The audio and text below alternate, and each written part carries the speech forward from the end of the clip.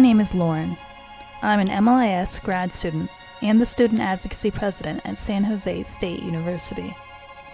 I, like many other students, have been watching the world respond to the issue that severely impacts the industry that many students like myself are hoping to enter. Admittedly, it looks pretty bleak. That's why I decided to put out a call to get the perspective of real-life experienced librarians today, to hear their side of the story. Even though an angry guy called me, but it was really funny. Awful voice. I'm like, I thought it was the same thing. Not a single person. Yeah, exactly. This is good. This is a good time to graduate now. Yeah, that's so cool. Well, thanks for letting me know. What I say is, have them read the book.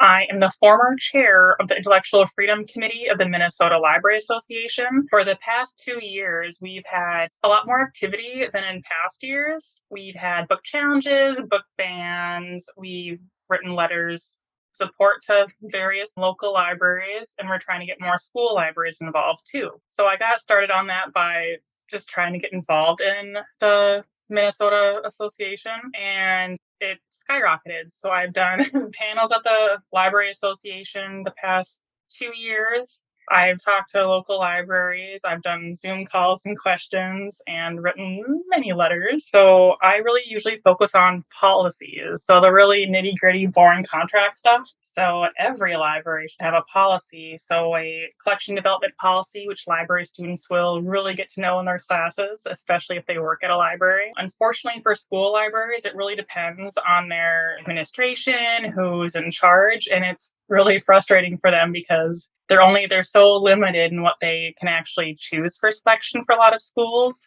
And they're the ones that are really getting hit hard right now. I don't know if you want to hear about the 2 most challenged books in Minnesota right now, but we've done letters of support for the book It's Perfectly Normal and Genderqueer for mostly public libraries, but yeah, they are getting at school libraries too, especially It's Perfectly Normal, which is actually a sex education book that is in circulation at the Harvard Medical School and the Mayo Clinic libraries. They actually have many copies and are used for teaching. They're in the children's library and patient's library.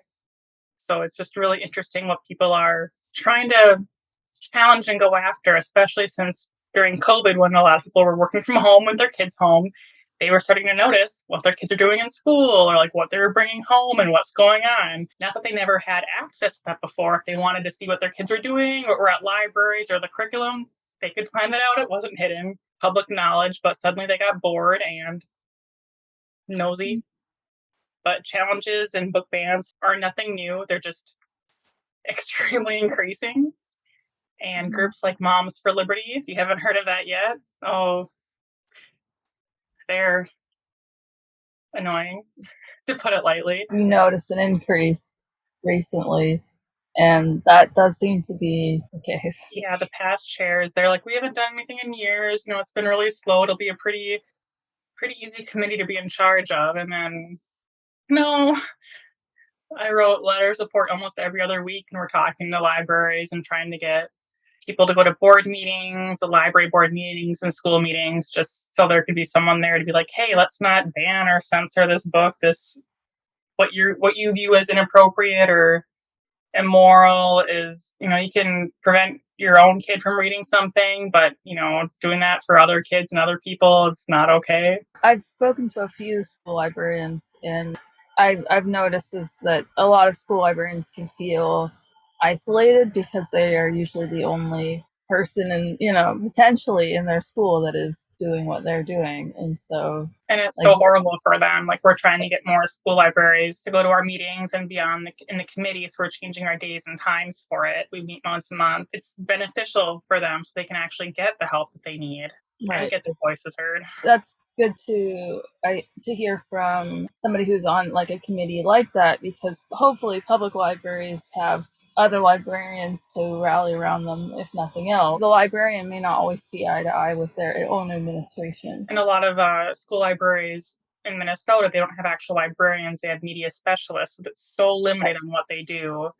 They don't always have help. They don't have like a board they can actually talk to. They can't bring in the Library Association Bill of Rights. They can't bring in that freedom to read. They don't have the backup. They don't have the support that they need. You were saying that having like a policy in place is really important. Yeah, so collection development policy. So like it talks about selection, like how you select your books, what goes into that. And then if people do have a question or a challenge, you have a form that they fill out. And it's the same for everyone. Like if someone's like, I don't like this fantasy book or romance book, it's a reconsideration policy. So they can actually be like, hey, I don't like this book. Did you read it? Yes or no? Why didn't you like it? Why do you think it should be banned or challenged or taken out of circulation? And then they follow the library policy, the reconsideration policy. Sometimes there's even committees that will review the complaint, which is good. And then it'll like slowly go up the bar, like to the library board and the library director. And then sometimes even the city council will get involved if it's actually ongoing. So there's steps, not like, I don't like this archival book because of the color or whatever on page 3. I want it out of circulation. Like, there's policies. Here's a form to fill out. We'll meet and convene. If we say no, you can bring it up to the next council meeting or such and such. And it's funny too, because like a lot of times people just want to complain. I, for a very short time, worked as a youth services aide at a public library, and someone complained about the Hungry Hungry Caterpillar, thinking it was about like communism. How they got there, I don't know, but he ranted for like 45 minutes and then he was done and left. Didn't fill out anything. It's really weird. The book's been around for forever. I don't know if that's ever been challenged before. It was very random, I thought. I was the only one there that day, and I was like, okay. He needed to get something out off his chest and stuff. So I'm in an interesting city. I'm in Huntington Beach, California. I don't know how much you've heard about our city. Whenever you hear about us in the news, it's not usually a good thing. We have a conservative council that is trying to get more involved in these choices than maybe some other councils might be, about what is considered appropriate and not appropriate, and helping make those choices. So that's one reason I was hoping to speak to somebody in my local libraries, but there's another reason I'm sure that they are not eager to have a ton of attention on them right now. But if somebody wanted to attend a meeting to help back up their local library, even as a student, like what are the things they should bring to say, or what should they come prepared with in order to try to help back up someone at one of these meetings? Yeah, that's a really good question. So usually you can find out when board meetings are from the city website, county website, the library website, Zoom. Sometimes there are some technical errors and it's hard to get on, so I would try to log in early. Otherwise, if they're in person, you can just attend. And usually there'll be like, you can sign up early to speak if you would like to speak. If you don't want to, you can still go there and listen to other people speak. But it's just saying, hey, I really like this library. I enjoy it. I feel comfortable and welcome in coming here. I love the resources. It is more than just books. I think people forget that. It's the one place you can go where you don't have to pay or give money to just to hang out there. Also, it's supposed to be for everyone. So just you can go to the meetings, or you can join a group and like try to have like use one of the meeting rooms there, or attend programs, check out books. I know it sounds really easy when I just say it like that, but there's also a website, United Against Book Bans, that has a lot of resources for like talking to the media, going to your library board meeting or the meetings, and like talking, or like how to support. Even like examples of like, hey, I love my library. I'm going to write a letter to the city council member or the library board to show my appreciation. Like, talk to them about your favorite thing at the library, or why you love it so much, or why you like this community. Or like, hey, I wish we would do something here at the library. Like, there's not many art programs anymore. Let's bring that back. Or like, can we bring my favorite local author in? It's just random ways to get involved and show your support. I'm part of a student advocacy group. A lot of what we've been doing so far has been like helping make template letters or template social media posts or things that can be shared easily, because we know that a lot of people just have a lot going on in their lives, and maybe they don't have a ton of time to get invested in one more thing. So it's like, we're making it, if we can make this as easy for you as possible, you're more likely to share something because it's just that easy, or to send that email if it's already more or less a template. And just in general, I feel like I joined the advocacy group without even fully understanding Like, what is advocacy? I don't like. Why does the library need advocacy? I didn't really understand at the time, and I think like trying to help explain some of these things to like the average layperson or student who's new in a way that they understand without it being too in groupy, because we are all often in our own bubbles. I've been noticing it's hard to get people to notice something that's wrong until it's like massively wrong. Obviously, we're kind of at that point already, but just trying to find the language to get people involved regardless of their level of otherwise normal interest in libraries. But if you haven't seen the website United Against Book Bans, they also have templates too. And they have like help for social media posts and really simple ways to help out. Unfortunately, one got really publicized in one of the small towns here and used everyone's names from one of the more conservative newspapers. So that was kind of funny. I feel bad because my name is really common here, and there's a very famous person, like an athlete with my same name. So like if you Google my name, she comes up and it's like, oh, I'm so sorry. So I felt kind of bad for her because she was probably getting some interesting mail. Yeah, I have heard that. Yeah, they'll go after some librarians, especially if like your name's out there or like program. Well, I know that obviously like Book Ban Week or what's it called, like Read ban books week. Yeah, they yeah, do it every year, and people forget about it the week after. And it usually just shows like a lot of the classics that were banned or like new things. But you'll be so surprised about what books were banned or challenged. And it's just like that one Arthur book for his birthday is now being challenged in like Florida or Texas, and it's just really silly things. The battle against misinformation is one of the uphill parts of this, but we've noticed obviously a lot of it often has to do with kids, or at least that's Drake what they story say. time. That's a big thing, like with programs. And there's a peaceful protest with the drag story time in a town over next week, and it's like, oh, you're not going to be very peaceful. But it's just very interesting what people like to do in their spare time, especially when it's not a mandated program that all kids have to do in school. It's on a weekend probably, or like it's at a public library. Yeah. The parents choose to take them. I don't know how it was for you growing up in elementary school. Back when I was in elementary school, we had a DARE program, like against drugs and everything. That was in school, and we had kids that would opt out because their families didn't want them to go to it. They didn't try to ban against it or anything. They were just like, yeah, we're just going to draw our kid for this, these days and these hours. It's like, you don't have to attend if you don't want to. Also, a lot of these people don't have kids too that are challenging these programs and books. Not all of them. Most of them don't have kids. That's where it gets a little strange, where it's the like, I'm just a concerned citizen stuff gets a little like, okay. At my local library, the Instagram account will post several times a week programs, book recommendations. In June, obviously, they had Pride recommendations, like Pride Reads or Rainbow Reads or whatever you want to call it. And it was like a slideshow that offered these are ones for this age range or that age range. So they were showing for different age ranges, and like just looking at the comment section of it, it's pretty rough. And people were actually tagging like city council members in the post to like look at it, and it's just interesting to be like what is considered immediately taboo without looking into the content, and that a book is not a book to me.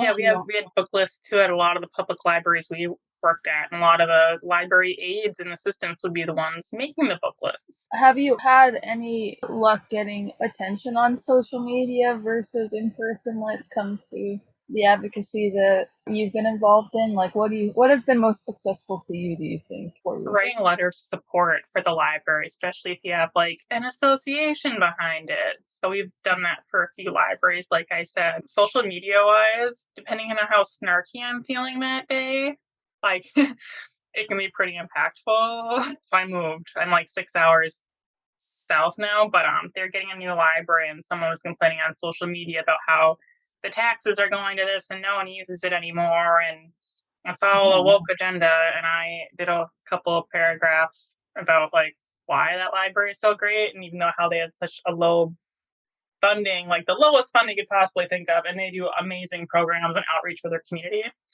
So like getting a bigger branch is like a huge deal because it was such a small library and they did everything like outreach programs. They had a little book, tiny bookmobile. They had outgoing books and awesome selection. Were great for interlibrary loan and also served the 3 colleges because the library across the river did not want to help students. So they were amazing. The director just lovely, brilliant, small, brilliant staff. So I did a few posts and ended up calling the director the next day to like complain about taxes and all that. And he's like, and you have a person that doesn't even live here talking about you guys. And she texted me the next day, like, hey, I saw your posts. An angry guy called me, but it was really funny because he mentioned you supporting. Like, you can be Yeah. silly or sassy, or if someone's attacking your library on social media, you don't have to always be extremely rude or sassy like I sometimes am. You can just be like, hey, did you know they did this cool program about like knitting and crocheting, or this cool watercolor thing for kids, or brought in like a Spanish reading program, and then they have a 3D printer randomly now you can use. Ooh, like just you can get a Minnesota Parks Pass there now. Libraries are cool. There's a lot of like in general talk about how communities now have a less places for like teenagers to hang out or youth people like to hang out now. That's like you're saying that's free, or that like malls, depending on where you are either gone or some of them are doing okay. It depends on the area. But like, teenagers weren't normally spending money there anyway. They're just kind of wandering around. And, yeah. But like spaces for teens to hang out where they feel welcome, and there's just so much that libraries can offer if they're given the, even like you're saying with low budgets. It really just depends on the space, and it's not just books. I remember my first public library position. I was closing the library one night, and one man came in all aggressive and intoxicated and was yelling because we were closing. We were trying to get him to leave because we had locked the doors, and he pushed over someone. And he was like raising a ruckus and was screaming at us and pushing over books. And we had one of the homeless guys still in there, about to leave. He came in every day, sat at a table, drank the free coffee, always quiet, like always said hi to everyone, knew everyone's name because he comes in every day for the last few years. And he went over to the guy and like just gently touched him. Was like, hey, like this library is my home. These people are my family. Can you please let's just like talk outside. Let's come outside with me. And we'll have a little chat, a little conversation.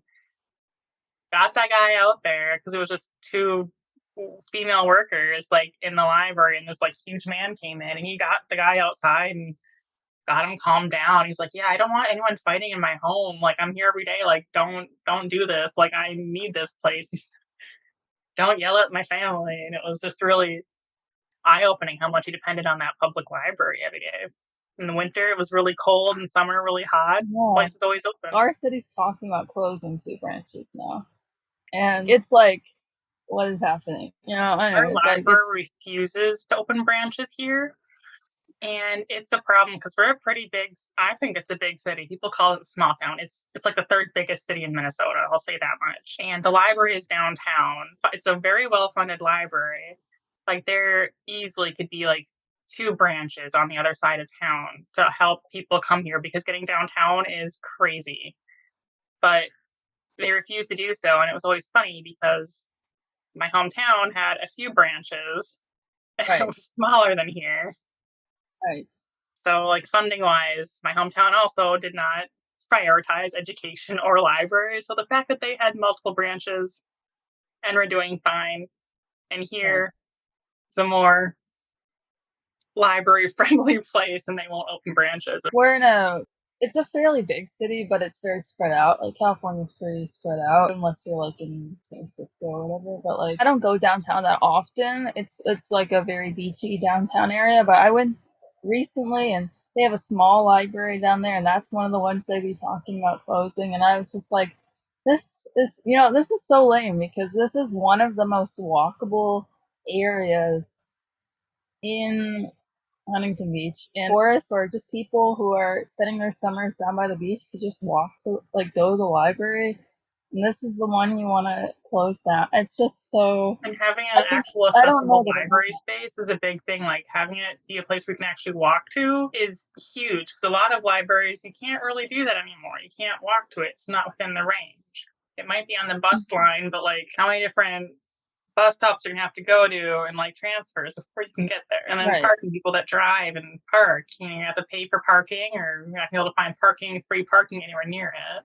The one I live closest to is the largest one and is the safest from the Knicks. But I mean, the part of the reason why I've continued to go is when I was young, I was able to like scooter to it. Like it was within distance for me even then. If we only have one or two, then that happens to be only people within the radius will be more likely to attend those. Or I don't know. It's just it's not a guaranteed thing that they're going. It's just talks, but it's just like when you see where the money is being elected to go instead, more often police related or whatever, and it's like, what do we need? Small town, instead of Yeah. getting a library, they voted to get a multi-million-dollar pool.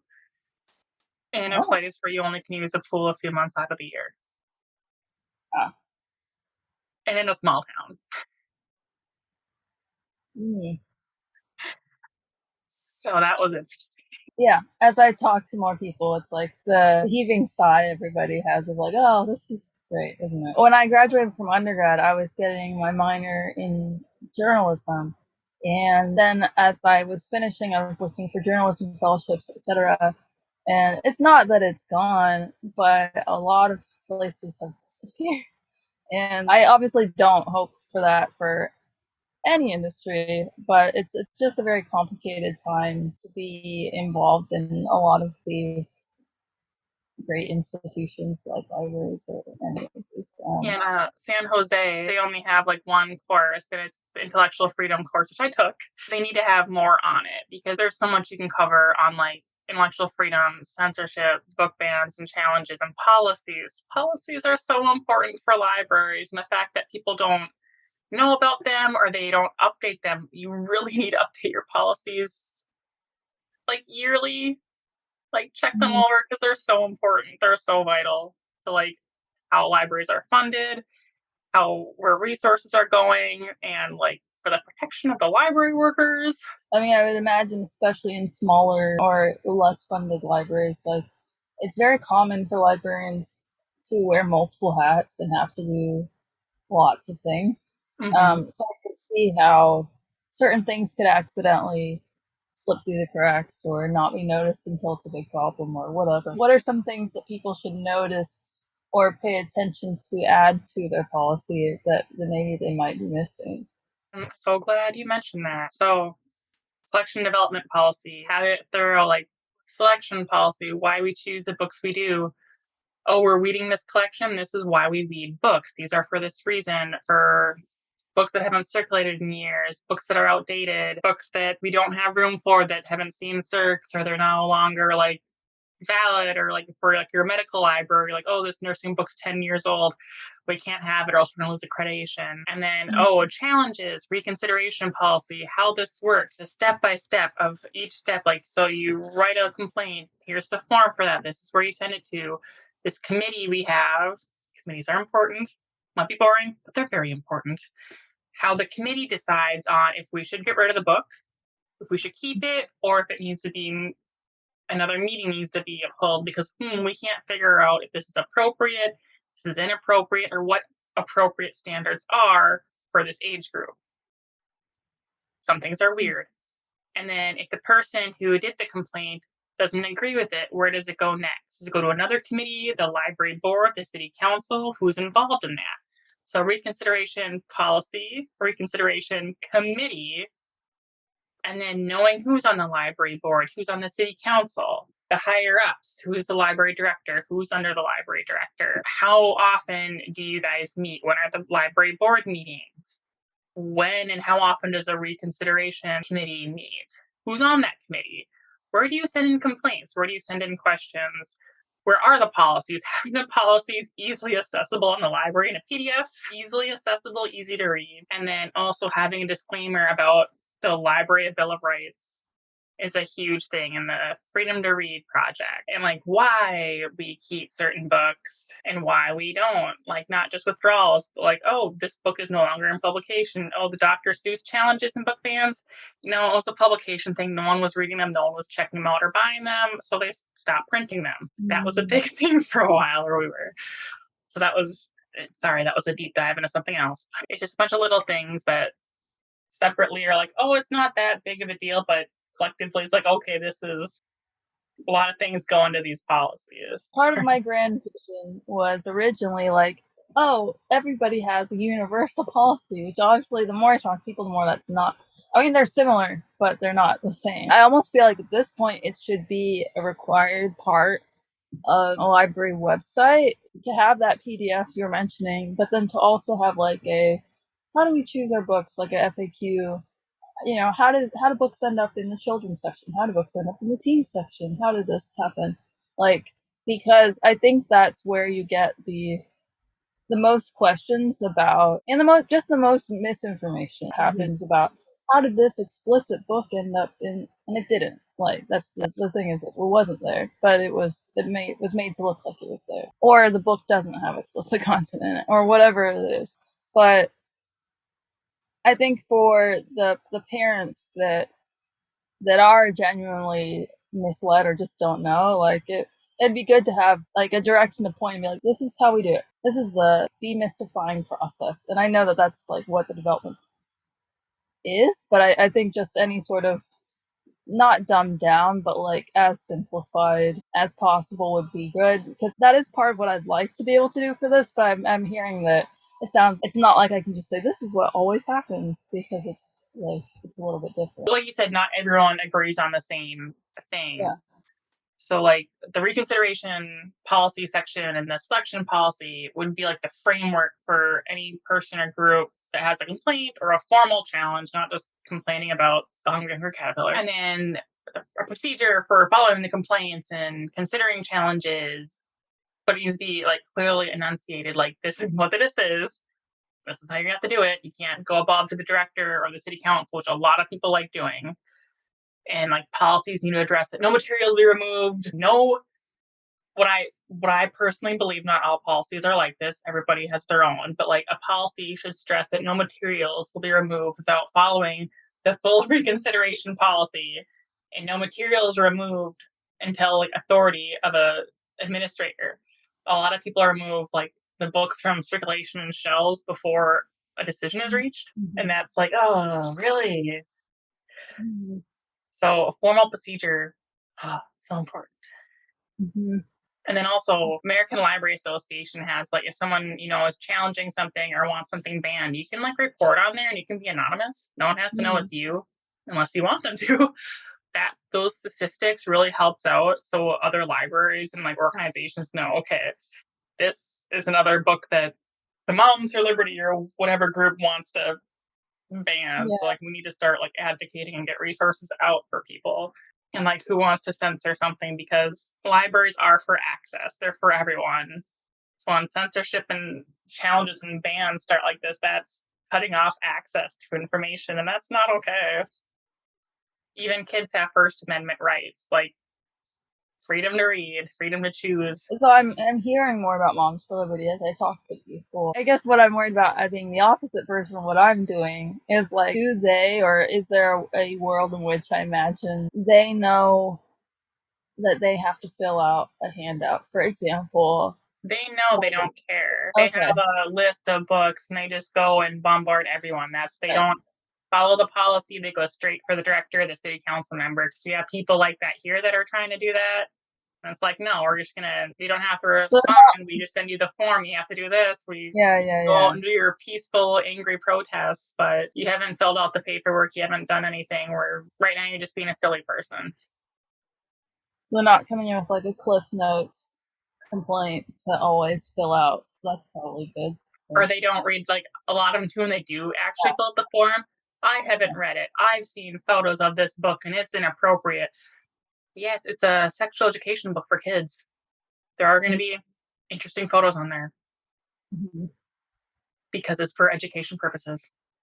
Right. I've heard that from a high school or slash junior high teacher librarian who was saying that he's had phrases taken out of books. Like, they take it out of context anyway, and they send it Like, to look be at this photo on this book, and I'm like, I can bring you any weird comic from like the 60s, 70s, and 80s and show you an inappropriate photo, what I think is inappropriate, and you're just, anyone reads these, like older men, children, like whatever, you read these old comic books and that's appropriate, but like this gender queer is perfectly normal isn't. I said that to someone once and they got like really all huffy puffy and like walked away, and I was like, well, nothing against those comics, I was just trying to make a point.